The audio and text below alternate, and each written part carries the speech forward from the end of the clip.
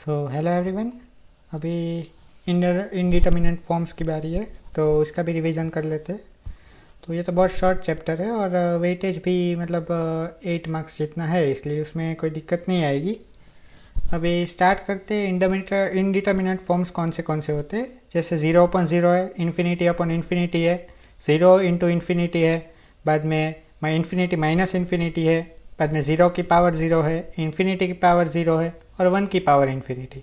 इतने indeterminate forms होते हैं जिनको नॉर्मली सॉल्व नहीं किया जा सकता।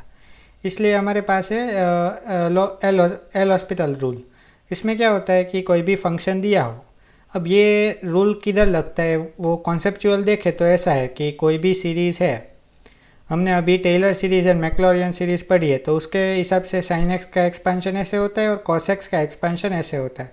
अब एल हॉस्पिटल रूल क्या बोलता है कि कोई भी फंक्शन हो जिसका हम ऐसे एक्सपेंशन करें और उसमें एक्स की वैल्यू अगर 0 पुट करें, तो अगर वो 0/0 जैसा फॉर्म ले ले तो हम उधर एल हॉस्पिटल रूल अप्लाई कर सकते हैं, और अगर 0/0 ना आए तो हम ये रूल अप्लाई नहीं कर सकते। जैसे कि अभी साइन एक्स और कॉस एक्स की सीरीज़ ऐसे होती है, अगर इधर एक्स की जगह पे 0 पुट करते हैं तो ये तो पूरी सीरीज़ 0 ही होने वाली है, पर इधर अगर 0 पुट करते हैं तो ये 1 तो बच रहा है, इसलिए इधर नहीं अप्लाई कर सकते। ठीक है।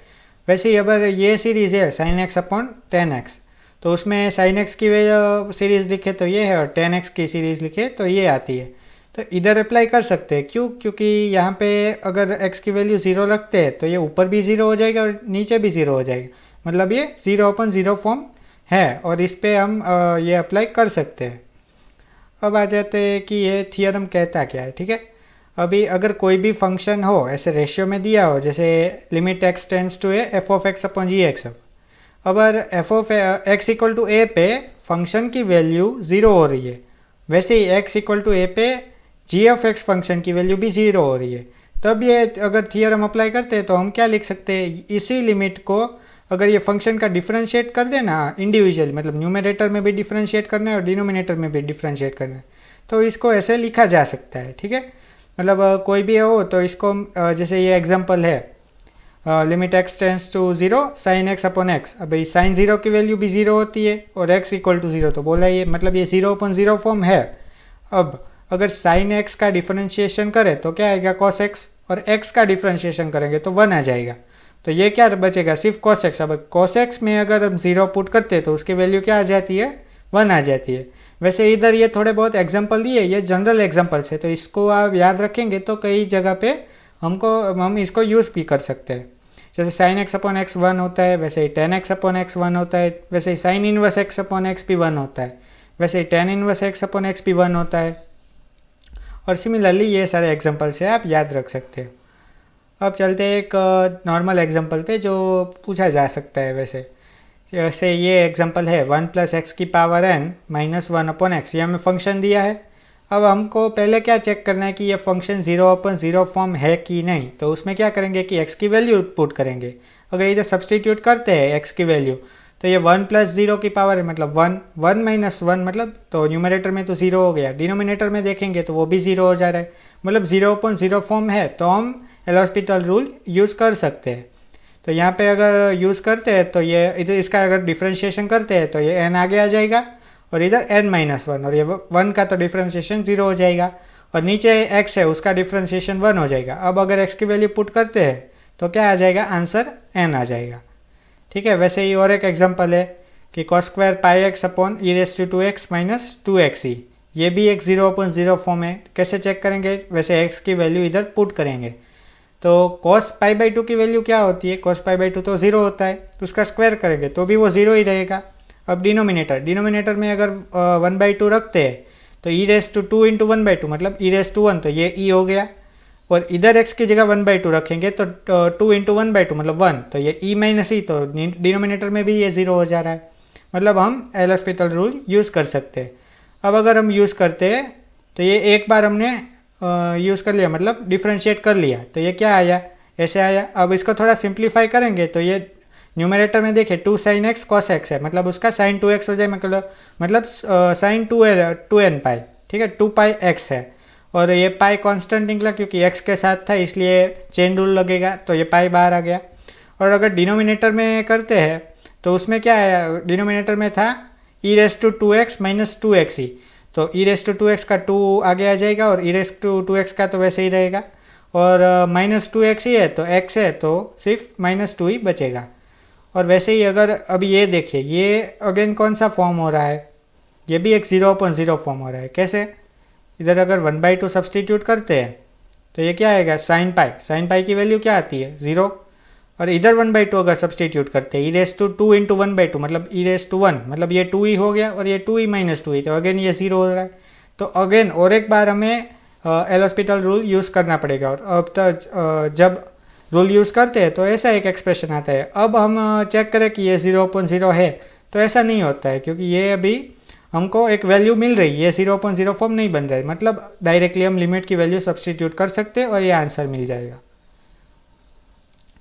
अभी देखते हैं ये इन्फिनिटी अपॉन इन्फिनिटी फॉर्म है, तो ऐसा बोला जाता है कि L hospital rule infinity upon infinity form पे भी यूज़ कर सकते हैं, पर वो कैसे करते हैं, वो एक्चुअली रूल ऐसा नहीं बोलता कि वो हम लोग इन्फिनिटी और अपॉन इन्फिनिटी फॉर्म को यूज़ कर सकते हैं, पर हम 0/0 फॉर्म में कन्वर्ट करते हैं, बाद में हम एल हॉस्पिटल रूल यूज़ कर सकते हैं। वो कैसे, जैसे f(x) है, उसमें अगर लिमिट अप्लाई करें तो वो इन्फिनिटी आता है, वैसे ही g(x) इन्फिनिटी आता है। अब दोनों का अगर रेशियो लेते हैं हम लोग तो क्या आएगा, अगर इधर तो इन्फिनिटी अपॉन इन्फिनिटी फॉर्म बन रहा है, पर अभी रूल के हिसाब से देखा जाए तो इधर 0/0 बनना चाहिए, तो ही हम ये रूल अप्लाई कर सकते हैं। इसलिए क्या करेंगे, ये f(x) को डिनोमिनेटर के डिनोमिनेटर में जाने देंगे और ये g(x) को न्यूमरेटर के डिनोमिनेटर में जाने देंगे, तो ये क्या हो जाएगा, 0/0 फॉर्म बन गया।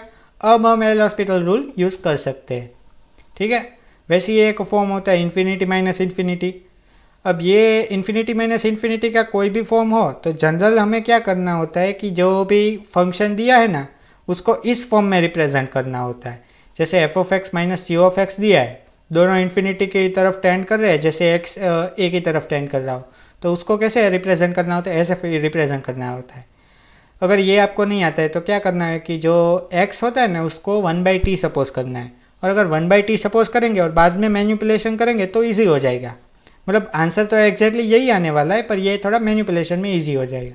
जैसे ये एग्जांपल लेते हैं, limit n tends to infinity cos h inverse x, ये cos h है। देखिएगा कि ये सिर्फ cos इनवर्स x नहीं है, cos h अलग होता है, वो एक कॉम्प्लेक्स पार्ट होता है, और सिर्फ cos इनवर्स x होता है तो वो भी अलग होता है, क्योंकि वो तो इनवर्स ट्रिग्नोमेट्रिक फंक्शन है, कॉमन इनवर्स ट्रिग्नोमेट्रिक फंक्शन है, मतलब वो रियल पार्ट है। पर ये cos h जब यूज़ करते हैं तो इनवर्स मतलब कॉम्प्लेक्स पार्ट हम यूज़ कर सकते हैं, ठीक है। तो अगर ये ऐसी है फंक्शन की cos h inverse x minus log x, अब हमारे पास एक आइडेंटिटी है कि cos ऐसे है ना, sin h इनवर्स x है, cos h इनवर्स x है, tan h इनवर्स x है, तो उसकी एक आइडेंटिटीज़ होती है कि उनको डायरेक्टली ln के फॉर्म में हम रिप्रेजेंट कर सकते हैं। तो साइन होता है तो उसमें क्या आएगा, x प्लस √1 प्लस x²। वैसे cos होता है तब log में क्या आएगा, x प्लस √x² माइनस 1, और tan होता है तब 1/2 ln 1 plus x upon 1 minus. अब ये आइडेंटिटीज थोड़ी इंपॉर्टेंट है इसकी, इसलिए इसको याद रखना चाहिए।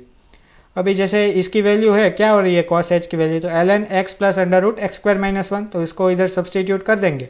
अब log a minus log b है तो वो तो आइडेंटिटी है, log a अपॉन b हो जाएगा।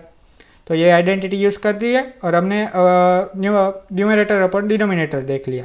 अब क्या करना है, x की वैल्यू को इंडिविजुअल डिनोमिनेटर में सब्सटीट्यूट कर देंगे। मतलब क्या होगा, ये x अपॉन एक्स तो 1 हो जाएगा, और इधर हम अगर स्क्वायर रूट के अंदर x को भेजते हैं तो वो क्या हो जाएगा, x² हो जाएगा स्क्वायर रूट के अंदर। तो और बाद में उधर भी इंडिविजुअल डिनोमिनेटर लेते हैं तो ये ऐसा टर्म आ जाएगा।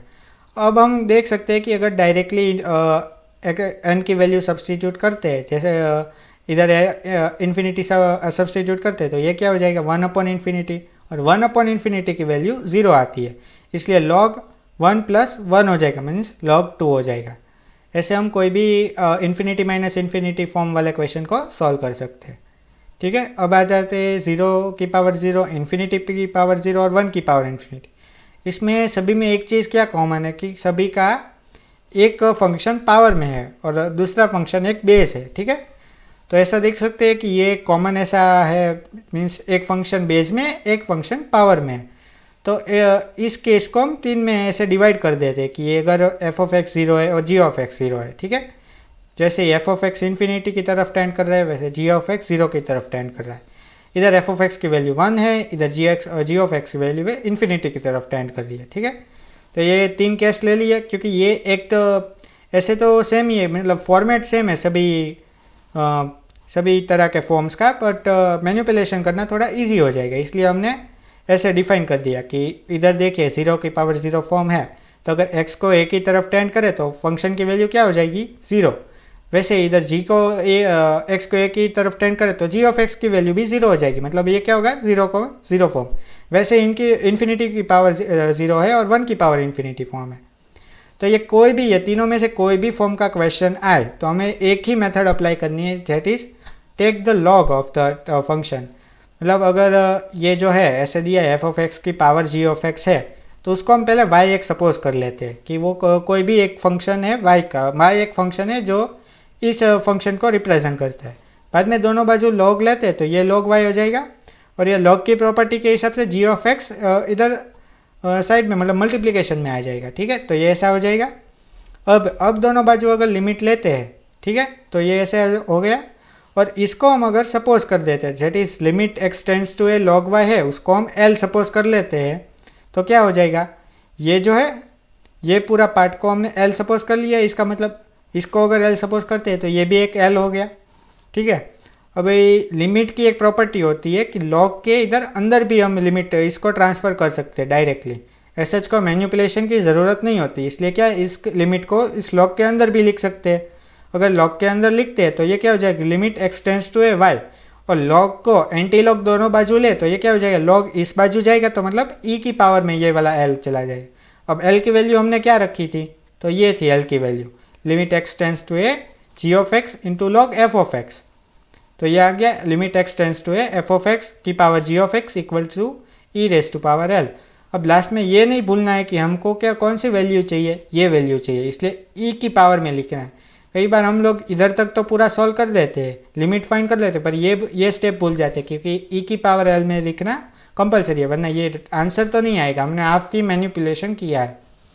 अभी नेक्स्ट चलते हैं, ये एक शॉर्टकट है। अगर 1 की पावर इन्फिनिटी फॉर्म है तो उसका ये सिर्फ यही फॉर्म का शॉर्टकट है, इधर नहीं लग सकता है, सिर्फ ये फॉर्म हो जिसमें एफ ऑफ एक्स है, जैसे एक्स टेंड्स टू ए करे तो 1 हो और जी ऑफ एक्स इन्फिनिटी की तरफ टेंड हो, तो उसमें ये शॉर्टकट यूज़ किया जा सकता है, जिसमें क्या होता है कि ये जो फंक्शन बेस में दिया है उसका -1 इंटू जो पावर में फंक्शन है उसको मल्टीप्लिकेशन में लिख देने का, और ये पूरी लिमिट को ई के पावर में लिखना है। ये एक शॉर्टकट है जो हम किसी भी सम में अप्लाई कर सकते हैं इजीली।